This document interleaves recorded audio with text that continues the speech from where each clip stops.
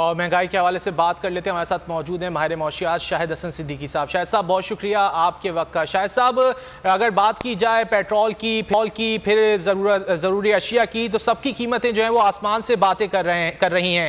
آپ کیا سمجھتے ہیں کہ یہ وقتی مہنگائی ہے یا آگے مزید ہونے جا رہی ہے؟ دیکھیے مجھے یہ کہتے ہوئے ذرا تکلیف ہو رہی ہے مگر مجبور ہے کیونکہ آپ نے سوال کیا ہے. اس وقت جو کچھ پاکستان میں ہو رہا ہے تو آنے والے وقت میں مہنگائی مزید بڑھے گی. حکومت نے ہاتھ کھڑے کر دیے ہیں اور وہ اس مہنگائی کو کنٹرول کرنے کی کوشش نہیں کرے گی تو یہ تو بڑھتی رہے گی. اس میں کسی کو کوئی شبہ نہیں ہونا چاہیے. حالانکہ طریقے موجود ہیں کہ آپ مہنگائی فوری طور پر کم کر سکیں مگر حکومت اس کو ناراض نہیں کرنا چاہتی طاقتور طبقوں کو, کیونکہ اب الیکشن ایئر بھی آ رہا ہے. خاصہ خدا نہ خاصہ مہنگائی بڑھتی چلی جائے گی آنے والے مہینوں میں. اچھا شاہد صاحب, گزشتہ روز ہم نے دیکھا کہ ترجمان وزارت خزانہ مزمل اسلم کی جانب سے پریس کانفرنس کی گئی اور انہوں نے کہا کہ چینی کا معاملہ صوبائی ہے کیونکہ جو ہے وہ سندھ میں جتنی بھی شوگر ملز ہیں ان کی جانب سے کریشنگ کا آغاز نہیں کیا گیا جس کی وجہ سے قیمتوں میں اضافہ ہوا ہے. دیکھیے بات یہ تھی کہ فیصلہ ہوا تھا جنوری میں کہ پاکستان میں فصل کم ہوئی ہے اس لیے ہمیں امپورٹ کر لینی چاہیے. وہ امپورٹ کئی مہینے تک نہیں کی گئی.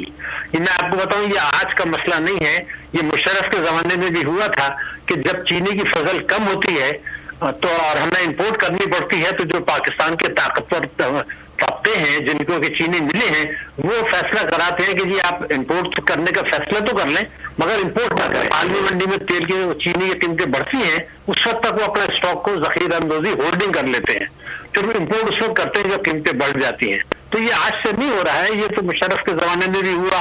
وہ لوگ آج بھی حکومت میں شامل ہیں, اس وقت بھی شامل تھے. تو یہ تو اتنے طاقتور لوگ ہیں کہ کوئی ان کو ناراض نہیں کر سکتا اور یہ جان بوجھ کر منافع خوری کے لیے, اور پاکستان میں جو لوگ منافع خوری ذخیرہ اندوزی اور اسمگلنگ کر رہے ہیں ان میں کسی کی مجال نہیں ہے کہ ان کے اوپر ہاتھ ڈال سکے, اور وہی حکومت چلا رہے ہیں, وہی حکومت شاید گرا بھی سکتے ہیں. شاہد صاحب آپ کیا سمجھتے ہیں ذمہ داری کس پر عائد ہوتی ہے خاص طور پر چینی کی قیمتوں میں اضافے کی, صوبائی حکومت یا پھر وفاقی حکومت؟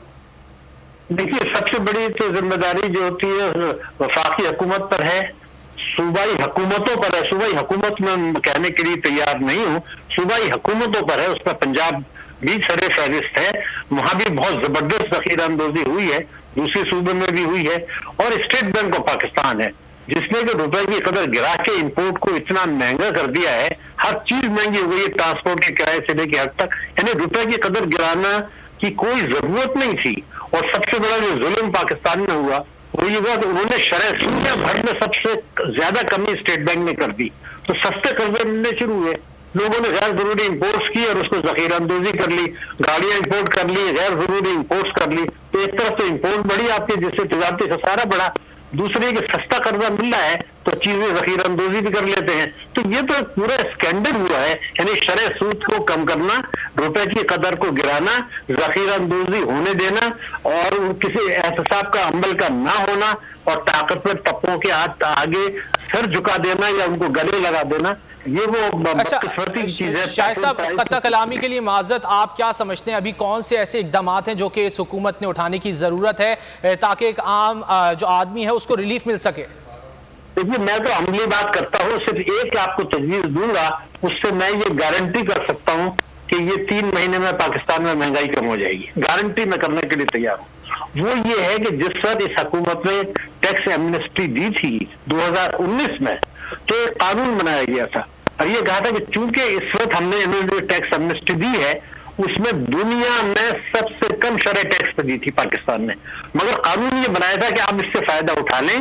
جو لوگ اس سے فائدہ نہیں اٹھائیں گے, قانون بنا دیا گیا تھا کہ ایف بی آر کے پاس یہ اختیار ہے کہ وہ کسی سے جو اثاثے پاکستان کے اندر چوری کے پیسے کے ہیں جن کی تفصیلات حکومت کے پاس ہیں, پرائم منسٹر کے پاس ہیں, محکموں کے پاس ہیں, ان کو ضبط کر کے ان سے ریکوری کر لیں گے.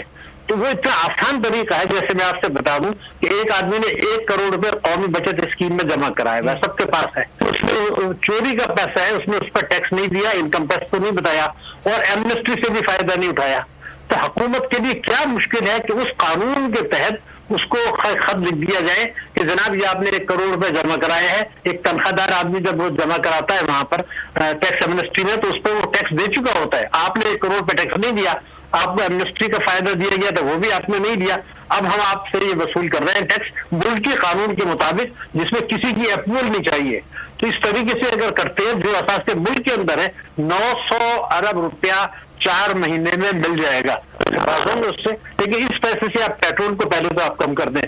तो मेरे मतलब रास्ते हैं, लेकिन क्या हम चोरों को कानून तोड़ के उनकी मदद कर रहे हैं? मैं जुमला इस्तेमाल कर रहा हूँ, कानून जो उन्होंने खुद बनाया था उसको तोड़ के उनके ऊपर हाथ नहीं डाल रहे और उसके बजाय पेट्रोल बढ़ा देते हैं। तो आम आदमी को कुचलने की जो पॉलिसी है कानून तोड़कर और ताकत। ठीक है शाहिद साहब, बहुत शुक्रिया आपने हमसे गुफ्तगू की।